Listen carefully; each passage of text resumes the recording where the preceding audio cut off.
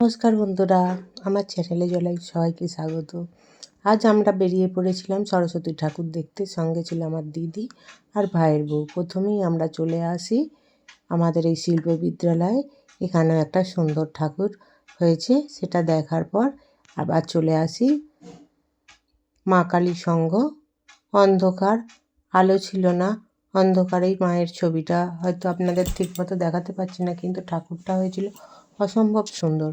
ওইটা দেখে মুগ্ধ হয়ে আমরা কিছুটা রাস্তা আবার চলে আসি সেখানে। তার আগে হাই স্কুলে ছিল, সেটা আগের ব্লগে আমি দেখিয়েছিলাম। তাই তার পাশেই ছিল হচ্ছে আমাদের এই যে কুঁড়ে আশ্রমের ঠাকুর, যেটা সুন্দর শুধু মাঠের মধ্যে ঠাকুরটা সুন্দর খোলা প্যান্ডেলে বসানো ছিল। অসম্ভব সুন্দর হয়েছে মাকে দেখতে। এটা হচ্ছে কুঁড়ে আশ্রমের আমাদের ঠাকুর, সুন্দর করে ডেকোরেশন করা। আর কি মিষ্টি একটা রবীন্দ্রসঙ্গীত চলছে, শোনাতে পারলে ভালোই হতো, কিন্তু আমি শোনাতে পারলাম না। খুব সুন্দর লাগছিল। তারপরে আমরা চলে আসি আমাদের এই আনন্দ ভবনের, যেখানে হচ্ছিল ছোট কচি কাঁচা ব্লাইন্ড ছেলে মেয়েদের অনুষ্ঠান। খুবই সুন্দর হচ্ছিল এই অনুষ্ঠানটা বন্ধুরা। এইখানে যখন আমরা আসি তখন এখানে ম্যাজিক শো শুরু হয়ে গেছে। আর এই যে দেখছেন হলুদ ড্রেস পরা যে ছেলেগুলো, ওরা কিন্তু পুরোই বোবা, কানে শুনতে পায় না, তাই মুখে বলতেও পারে না। এত সুন্দর এদের ব্যবহার।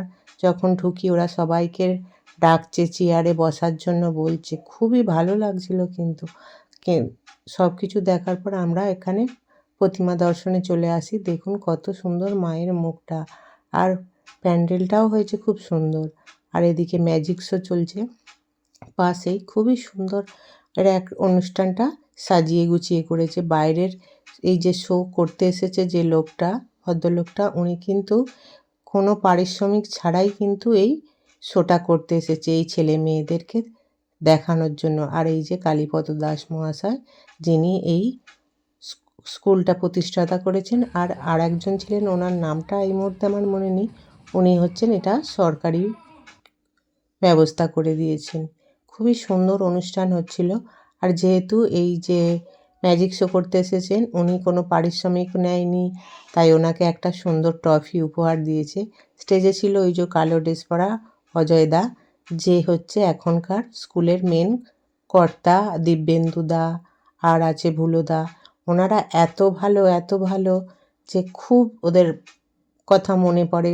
যখন ভবনের কথা আমরা বলি বা শুনি, তখন ওনাদের এই 3-4টে মানুষের কথা এত মনে পড়ে। জয়ন্ত দাস মহাশয় আছে, আরও একজন ডাক্তারবাবু আছে, যিনি এই স্টেজে উঠবে।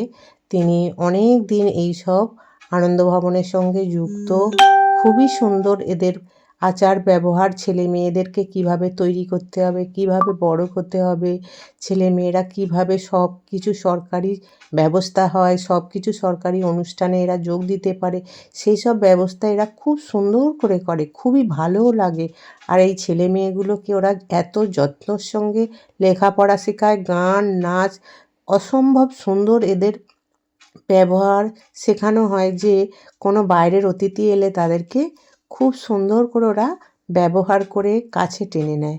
আর আজকের দিনে ওদের এতই মানে আনন্দ যে আজকের দিনে স্কুলে প্রত্যেকটা গার্জেন, মানে ওইখানে যারা থাকে ওদের ফ্যামিলি নিয়ে সবাই আসে, যে হিন্দুই হোক আর মুসলমানই হোক, সবাই ফ্যামিলি নিয়ে যখন এরা আসে, এখানে খাওয়া দাওয়া প্রোগ্রাম সমস্ত কিছু এরা দেখে। দেখুন এইসব মেয়েরা যে নাচ করছে, এরা কিন্তু কানে শুনতে পাচ্ছে না, কিন্তু দেখুন এই যে গানের সঙ্গে, হয়তো আমার এই গানটা দেয়া উচিত হয়নি, কিন্তু তবুও আমি দিয়েছি। দেখুন, যেহেতু এই কানা না, এরা হচ্ছে বোবা, কানে শুনতে পায়নি, কিন্তু দেখুন তালে তালে কালো জলে কুচলা তলে কি সুন্দর নাচটা নিজেছে। এক ফোঁটা এরা মিস করেনি। দেখুন কত সুন্দর এদের শেখানো হয়েছে। এই শেখানোটাই তো হচ্ছে আসল। কে এরকম এইসব ছেলে মেয়েদের শেখায় জানি, হয়তো পয়সার বিনিময়ে বলবে, কিন্তু না, অতটা সহজ নয় এদেরকে শেখানো পড়ানো। খুব কষ্ট যারা করে এই কাজ তারাই জানে। যেহেতু আমরা এই কাছাকাছি এখানে থাকি, জানি এখানকার টিচারদের, যে শিক্ষক শিক্ষিকা থাকে গান শেখানো, ওই যে দেখুন ছেলে মেয়েরা কানে, এরা বলতে পারে কিন্তু এরা অন্ধ দুজনই। এরা কি সুন্দর গানটা গাইছে। হয়তো দিদিমণি যে আছে, সে আমার একটা বোন, সে বাজাচ্ছে, কিন্তু দেখুন গান তো ওরা গাইছে, কত সুন্দর এদেরকে শেখানো হয়েছে। এরা কিন্তু চোখে দেখতে পায়নি। কত সুন্দর এদের ব্যবহার, শেখানো, এগুলো দেখলেই মানুষের মন ভরে যায়। আমার তো এই জায়গাটায় যেতে খুবই ভালো লাগে। আর দেখুন এরা আর একটা নাচবে, স্যার শেখাচ্ছে, ওই স্টেপগুলো ওরা সুন্দর করে আবার শিখে নিচ্ছে। দেখুন কি সুন্দর এদের ব্যবহার। বন্ধুরা, আমার এই ছোট্ট ছোট্ট ব্লগগুলো যদি আপনাদের ভালো লাগে, প্লিজ প্লিজ একটু কমেন্ট করবেন, একটু শেয়ার করে দেবেন। আর ভালো লাগলে অবশ্যই অবশ্যই একটা লাইক দিয়ে দেবেন। আর যদি কেউ কোনো দিনও এখানে আসতে চায়, আমি আপনাদেরকে ঠিকানা দিয়ে দেবো, কমেন্ট করে জানাবেন।